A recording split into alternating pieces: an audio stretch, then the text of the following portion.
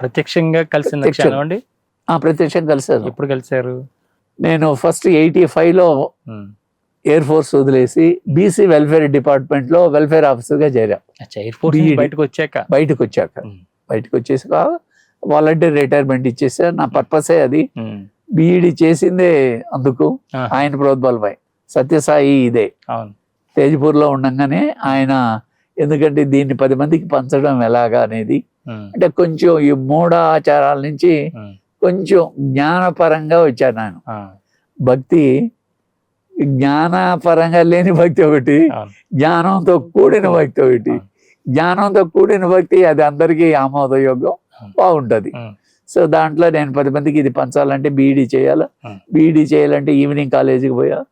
Evening కాలేజీకి ఎన్నో అప్పుడు మా భార్య ఆరోగ్యాలు, కొడుకు అనారోగ్యం, చాలా క్లిష్ట పరిస్థితులు అయినా కూడా భగవంతుడు ఈవినింగ్ కాలేజీకి వెళ్ళడం. 10% పాస్ అయితే 10లో నేను ఒకడు పాస్ అయినోడు బీఈడి. ఆ బీఈడి వచ్చింది కాబట్టి నేను చిత్తూరు, మా నేటివ్ జిల్లా అయితే చిత్తూరులో నేను ఎంప్లాయ్మెంట్ చేశాను. కానీ నాకు నెల్లూరు నుంచి వచ్చింది లెటరు, ఇట వార్డెన్ సెలక్షన్ ఉంది రమ్మని చెప్పి. సరే నేను అనుకున్నా, అప్పుడు స్వామికి నేను ఒక కండిషన్ పెట్టా. స్వామి, నేను ఎయిర్ ఫోర్స్ నుంచి వచ్చి చాలా రోజులు అయిపోయింది, నాకు ఉద్యోగం లేదు, నేను బ్యాంకులో పోతే ఇస్తారు కానీ నేను పోదలుచుకోవాలా, నాకు బీఈడీ కావాలా, అంటే టీచింగే నాకు కావాలా అనుకుని ట్యూటోరియల్స్కి పోయేవాడిని. వాళ్ళు ఎంతో తక్కువ అమౌంట్ ఇచ్చేవాళ్ళు, ఏదో ఒకటి జరగనిలేని. అక్కడ బాబా భజన మందిరం ఉండే చిత్తూరులో, అక్కడ నేను మా మిస్సెస్ ఇద్దరు, స్వామి ఇంకా మేము పడలేము, మాకు ఎక్కువైపోతా ఉంది, 15 days లోపల మాకు ఉద్యోగం ఇస్తేనే నువ్వు, లేకపోతే నీ పని చెప్తావు అన్నట్టుగా క్యాలెండర్లు ఇద్దరు రాసాము.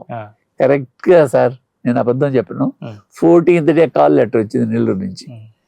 వస్తే వాళ్ళందరూ అన్నారు, నెల్లూరు పెద్ద పెద్ద రెడ్డిస్ వాళ్ళు రికమెండేషన్ డబ్బులు లేదే, అందులో ఈ ఉద్యోగం కొంచెం ఫెస్టింగ్ జాబ్ అనేవాళ్ళు అప్పుడు, ఇది రాదు అంటే, నాకు తెలుసు ఆయన పంపించింది అని చెప్పి రావడం. ఆటోమేటిక్గా అప్పుడు ఆ కలెక్టర్ లేడీ ఉండింది, ఆమె పేరు మర్చిపోయాను నేను, చాలా ఒక ఇంజనీర్ కూతురు ఆమె, IAS. ఆమె వచ్చి చాలా చక్కగా ఈ సర్టిఫికెట్లు అన్ని చూసాయి, నీకెందుకు ఇవ్వము, మా అదృష్టం నువ్వు రావడం అని చెప్పి, నీకు నేను చెప్తా ఉన్నాను యువర్ సెలెక్టెడ్ అని అప్పుడే డిక్లేర్ చేసి అట్లా నేను ఎయిర్ ఫోర్స్ నుంచి బీసీ వెల్ఫేర్ రావడం అదొక అదృష్టం. ఇంకా అక్కడి నుంచి మనం టోటల్గా ఆ విద్యా వ్యవస్థను మనకు అనుకూలించినాయి అన్ని. మేము రిఫార్మ్స్ చేస్తే మమ్మల్ని చంపాలని కూడా అనుకున్నారు, అయ్యో కొట్టాలని కూడా వచ్చేవాళ్ళు. కానీ అక్కడ CPM ఎల్లైపాళెం అని నెల్లూరు దగ్గర, గండవరం బాలకృష్ణారెడ్డి ఆయన సర్పంచ్, CPM, ఆయన వచ్చాడు నాకు వెనకాల, ఎందుకంటే మంచి పని చేసి. అట్లా భగవంతుడి దయ వల్ల ఒక పూర్తి వ్యవస్థగా కంప్లీట్గా వేమవులు కష్టపడ్డాము అయితే. ఎందుకంటే ఎట్ట రికార్డ్స్ ఎట్లా చేస్తే ఈ అరికట్టచ్చు, ఫండ్స్ దుర్వినియోగం కాకుండా ఉండడానికి, ఎందుకంటే నేను డైరెక్ట్గా వర్క్ చేస్తా ఉన్నా, దాంట్లో మెలకువలు నాకు తెలుసు. అవన్నీ చేసి అప్పుడు జిల్లా ఆఫీసర్లు కూడా వార్డెన్స్ అందరినీ అప్పుడు నా దగ్గర ట్రైనింగ్ తీసుకోమన్నారు. ట్రైనింగ్ తీసుకుంటే కానీ మీ శాలరీ ఇవ్వమని చాలా అపోజ్ చేశారు, ఎందుకంటే నిన్న లేక మొన్న వచ్చి అతను మాట. సరే ఇవన్నీ మామూలే, కానీ మీరు ఒక మెయిన్ ఆర్మీ బ్యాక్గ్రౌండ్ లో వచ్చారు కాబట్టి ఒక క్రమశిక్షణ, నిజాయితీ, ఇవన్నీ కూడా అక్కడ నుంచి అలవాటు పడి ఉన్నది. ప్లస్ ఒక గురువు యొక్క మార్గదర్శకత్వంలో వెళ్తున్నారు మీరు. వెళ్తున్నాం అందరూ. నేను వచ్చింది purpose not for sake of money కదా, సనాతన ధర్మాన్ని ఎట్లా మనం పంచాలి అనే దృక్పథంతో వచ్చాను నేను. కాబట్టి అది బాగా సక్సెస్ అయింది. పిల్లలు ఈ క్రమంలో ఏంటి గురువులు, ఈ ఆధ్యాత్మిక మార్గము వీళ్ళ దగ్గరికి వెళ్ళి ఈ క్రమంలో మీకు సన్యాసం వైపు వెళ్ళిపోదాము, అసలు నాకు ఎందుకు పెళ్ళిళ్ళు ఇలా ఏం అనిపించినదండి? లేదు, ఎందుకంటే గృహస్థాశ్రమం అనేది చాలా చాలా అవసరం అనేది మా గురువు గారి ద్వారా కూడా తెలుసుకున్నా. అవునండి, ఎందుకంటే ఇది సేఫెస్ట్. కాబట్టి అట్లా భార్య అనేది కావాలని నాకు గట్టి పట్టుదల. కానీ అంటే మీరు సెలెక్ట్ చేసుకున్నారా ఇంట్లో వాళ్ళు? ఇంట్లో వాళ్ళే, నాదేం కాదు. అది ఇంట్లో వాళ్ళ కోసం పెళ్లి చేసుకున్నా. మా అక్క కూతురి ఆమె, వాళ్ళు చదివేశారు, అన్ని చేశారు. నాకైతే పూర్తిగా వేరే విధంగా వేరే పోవాలని ఉంది. కానీ వాళ్ళు చిన్నప్పటి నుంచి చదివేసి ఎన్నో ఆశలు పెట్టుకున్నారు, చేసుకోవాలనుకున్నారు కాబట్టి ఇంకా తప్పు. కానీ మీ భావాలను అర్థం చేసుకుని మీతో పాటు వస్తుంది కాబట్టి ఉన్నారు. వేరే నేను అనుకున్న ర్యాంకులు అయితే వాళ్ళు వేరేగా ఉండొచ్చునేమో, బట్ ఈమె కూడా ఆ డివైన్ దీంట్లోనే వచ్చింది. వాళ్ళ ఫాదర్ కూడా మంచి భక్తుడు అయ్యాడు స్వామికి. ఆయన కూడా 12 ఏళ్ళు గొప్ప సాధన చేశాడు స్వామి ద్వారా. ఒంటి పూట తానే వండుకొని భోంచేసేవాడు. ఒక ఆశ్రమం కట్టుకున్నాడు జమీందారుగా ఉండి. ఆయన వంట వండుకొని ఆయనే భోంచేసి ఆయనే లలిత ఉపాసన చేసేవాడు. సో అట్లా ఆయన కూడా దైవికంగా చాలా బాగా ఉండేవాడు. కాబట్టి ఇవన్నీ కూడా ఒకదానికొకటి నాకు అద్భుతంగా కలిసి వచ్చాయి ఒక విధంగా. అంటే మిమ్మల్ని బీసీ వెల్ఫేర్ దగ్గర తీసుకొచ్చి ఇవన్నీ చేస్తున్నప్పుడు, హాస్టల్ ఇవన్నీ చేస్తున్నప్పుడు, అవును, సత్యసాయి అప్పుడు దాకా మీకు స్వప్నంలో రావడమో లేదా ఇంకోటి చేయడమో చేస్తారు. అవును, అక్కడ మీకు ఆల్రెడీ షిరిడీలో మీకు ఆ గురువు గారు మీకు వెళ్ళి కలువు సత్యసాయి మీకు అని చెప్పిన తర్వాత కూడా మీరు డైరెక్ట్ వెళ్ళి కలవాలని మీరు అనుకోలేదు. తర్వాత నేను హాస్టల్ వెల్ఫేర్ ఆఫీసర్గా బుచ్చిరెడ్డిపాళెం వచ్చా. సెకండ్ పోస్టింగ్ వచ్చినప్పుడు ఫస్ట్ పోస్టింగ్ లో కూడా సత్యసాయి భజన మండలి ఎక్కడ పోయినా ఉండేది. అది సిపిఎం ఏరియా ఎల్లాయిపాళెం అయినప్పుడు కూడా శివాలయంలో ప్రతి ఆదివారం సత్సంగం ఓపెన్ గా, ఎవరు వస్తే చూసుకున్నాం. మనం చేసేది చెడ్డది కాదు, ఎందుకంటే 10 మందికి ధైర్యంగా చేసేవాడిని. అక్కడి నుంచి మళ్ళా బుచ్చిరెడ్డిపాళెం దగ్గరే, ఎల్లాయిపాళానికి ఒక 10 కిలోమీటర్ల దూరంలో బుచ్చిరెడ్డిపాళెం. అది ఫేమస్ విలేజ్. బెజవాడ గోపాల్ రెడ్డి, బెజవాడ పాపిరెడ్డి, ఈ పెద్ద పెద్ద వాళ్ళంతా వచ్చిన ఊరు. ఆ ఊర్లో రావడం, సత్యసాయి భజన మండలి లేదు అప్పుడు, అక్కడ లేదు. స్టార్ట్ చేశా. ఒక భక్తుడు మెడికల్ షాప్ లో సుందరయ్య అని ఉండేవాడు, చేపూరు సుందరయ్య అని. ఆయనకి పెళ్లి లేదు, రాంగ్ కోట్ రాశాడు, మంచి భక్తుడు. ఆయన పెద్ద కోటీశ్వరుడు. ఆయన కన్వీనర్, నేను సెక్రటరీ. సత్యసాయి ఇది స్టార్ట్ చేసాము. స్టార్ట్ చేసి ఆయన పెద్ద వాళ్లకు దానాలు బాగా ఇచ్చేవాడు. ఇట్లా ఇస్తూ క్రమంలో ఒకసారి బాబా దగ్గరికి పోయాము. బాబా దగ్గరికి అప్పటి నుంచి నేను ప్రతి సంవత్సరం పోయేవాడిని. ముందు వెళ్ళడం అయితే ఇది ముందు నేను ఎల్లాయిపాళెంలో అంటే వచ్చిన తర్వాత, ఎయిర్ ఫోర్స్ వచ్చిన తర్వాత ఇంకా ఆయన దయతోనే వచ్చాను కదా. ప్రతి సంవత్సరం వెళ్ళేవాడిని పుట్టినరోజు పండగకు స్వామికి. నవంబర్ 21 స్వామి పుట్టినరోజు. ప్రతి సంవత్సరం వెళ్ళేవాడిని, ఒక 2-3 రోజులు ఉండేవాడిని. కానీ అట్లా ఉండింది. కానీ ఒకసారి బుచ్చిరెడ్డిపాళెం ఇటు కన్వీనర్ అని చెప్పాం కదా, వాళ్ళతో కలిసిపోయాం.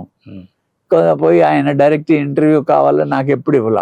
నేను అనుకునేవాడిని ఎంత ఏమైనా ఈ మనస్సు కదా, షావుకారులకే ఇస్తాడేమో స్వామి, మనోడు ఎక్కడ లెక్క, మనకెక్కడ ఇస్తాడే అని ఒక థాట్ ఉండేది. అప్పుడప్పుడు వచ్చేది, కానీ నేనే సవరించుకునేది తప్పది అని. కానీ ఒకసారి మేము పోయినప్పుడు ఆయన సుందరయ్యని కూడా తీసుకెళ్ళా. ఎందుకంటే ఆయన ఆధారం ఈ ఏదైనా కార్యక్రమాలు చేయడానికి. పోయినప్పుడు డైరెక్ట్గా స్వామి వచ్చారు, ఆయనకు కూడా బ్లెస్ చేశాడు. నాకు కూడా అదే ఈ రుద్రాక్ష ఆయన ఇచ్చింది. ఇప్పటికి అప్పటి నుంచి ఇప్పటి వరకు ఆయన నాకు ఇన్స్పిరేషన్. అందరూ మహాత్ములు ఇచ్చింది ఇది, అవన్నీ ఒక్కొక్కరు. ఈ రుద్రాక్ష ఇచ్చి బంగారు చక్కగా పనిచేసి మంచిది, బంగారు అనేవాళ్ళు. తర్వాత ఆయన ఏంటంటే, నేను ఒక విధంగా ఆయన దూరం అనే ఫీలింగ్ పోయింది నాకు, టోటల్గా పోయింది. మామూలుగా నేను నెల్లూరు జిల్లా కన్వీనర్గా ఉన్నాను, బాల వికాస్ దీంట్లో చాలా, అంటే ఇప్పటికి కూడా ఉన్నాను. ఇప్పుడు కూడా ఒక పెద్ద టెంపుల్ అయింది, అసలు ఊహించలేనంత టెంపుల్ అయింది బుచ్చిరెడ్డిపాలెంలో. తర్వాత స్వామి శరీరం వదిలిన తర్వాత వరల్డ్ లో ఫస్ట్ విగ్రహం మేమే పెట్టాం బుచ్చిరెడ్డిపాలెంలో. పాలరాయి విగ్రహం 5 అడుగులు. అది పెట్టే భాగ్యాన్ని ఆయన ఇచ్చాడు. ఒక ఆమె మహాభక్తురాలు, ఆమె డబ్బులు ఇచ్చి ఆమె శరీరం వదిలే లోపల నాకు పెట్టి నాకు ఫోటోలు చూపించిన ఆయన డబ్బులు ఇచ్చింది. ఆమె పర్మిషన్ లేకుండా దొంగతనంగా పెట్టాము, పెట్టి ఆ ఫోటోలు ఆమెకు చూపించాము. ఆమె స్వామిలో ఐక్యమైపోయింది. అట్లా ఇప్పుడు అది కొన్ని కోట్లు విలువ చేసేది ఉంటే జరుగుతూ ఉంది. ఇప్పుడు కూడా దానికి నేను వైస్ ప్రెసిడెంట్. ఆ ట్రస్ట్ లో బుచ్చిరెడ్డిపాలెంలో పెద్ద టెంపుల్ ఉంది, 2 అంతస్తులు, అవి బాబాది. చాలా మంది సేవాపరంగా స్వామి సనాతన ధర్మాన్ని అద్భుతంగా, ఇప్పుడు ఒక విధంగా చెప్పాలంటే ఆదిశంకరుడు, వివేక వీళ్ళ తర్వాత అంత పెద్ద ఎత్తున సనాతన ధర్మాన్ని, హిందూ మతం అని పైన చెప్పకుండా వాళ్ళ సనాతన ధర్మం ఆచరించేటట్టుగా చేసిన మహానుభావుడు ఎవరన్నా ఉన్నారంటే ఆయన సత్యసాయి.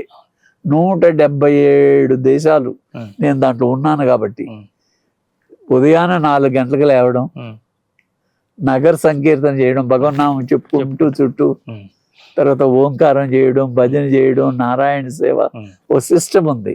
ఆ సిస్టాన్ని ఎంతమంది ముస్లిం కంట్రీస్ కూడా అది అంతకన్నా మిరాకిల్ ప్రపంచంలో ఇంకెక్కడా ఉండదు అనుకున్నా నేను. ఎందుకంటే ఈ మిరాకిల్స్ ఇవన్నీ చేసేది అందరూ చేస్తారు కానీ చేయరు కానీ, బట్ మనుషుల్ని మార్చేది, మనుషుల యొక్క మనసు ఎస్పెషల్లీ పూర్తిగా మార్చి ఈ సాత్విక గుణానికి రావడం అనేది చాలా గొప్ప, అది గొప్ప మిరాకిల్. అందులో ఆ తర్వాత మన కేరళలో అమ్మ ఉంది, అమృతానందమయ్యి. అంతా కూడా చాలా 22 జనవరి 26వ తేదీ తిరువణామలలో కలిసిన తల్లి. ఇంకంతే పట్టుకునేది గట్టిగా. ఆమెతోనే పోయాం, ఆశ్రమానికి పోయాం. ఆమెది ఒక ట్రాన్స్లేట్ చేయమంది తెలుగులో ఆమె జీవిత చరిత్ర. ఒక 6-7 నెలలు అద్భుతంగా ఇంకా లీనమైపోయి ఆమె పడిన కష్టాలు అస్సలు వర్ణనాతీతం. అన్ని కష్టాలు పడింది చిన్నప్పుడు. ఒక ఫిషర్ మ్యాన్ కుటుంబంలో పుట్టి ఆ మహాతల్లి అద్భుతంగా సుధామణి అని చిన్నప్పుడు పేరు, ఆమె పేరు మళ్ళా అమృతానందమయ్యి. కొన్ని యూనివర్సిటీలు ఆమె ఇప్పుడు ఛాన్సలర్, 4వ క్లాస్ కూడా చదవలా. సత్యసాయి అన్న 8 చదివాడు, ఛాన్సలర్ అయ్యాడు యూనివర్సిటీ. ఈమె అది కూడా లేదు, ఈమె కూడా ఇప్పుడు ఛాన్సలర్. అమృత యూనివర్సిటీస్ అన్నిట్లో చాలా వండర్ఫుల్ రీసెర్చ్ ఇన్స్టిట్యూట్లు అన్ని. ఆమె ఇప్పటికి కూడా భక్తుల యొక్క లెటర్లు కడుగుతుంది. ఇంత స్టేజ్ లో ఉండి కొన్ని కోట్ల మంది హగ్గింగ్ సెయింట్ అని పేరు ఆమె, అందరినీ హగ్ చేసుకుంటది, ఒక మంత్రం చెప్తుంది. ఎంత ప్రేమ, ఎంత నిజంగా అద్భుతం. అట్లాంటి వాళ్ళందరూ భారతదేశంలో ఉండడం మన అదృష్టం. మనం వాళ్ళని కలవడం కూడా అవసరం. అవునండి.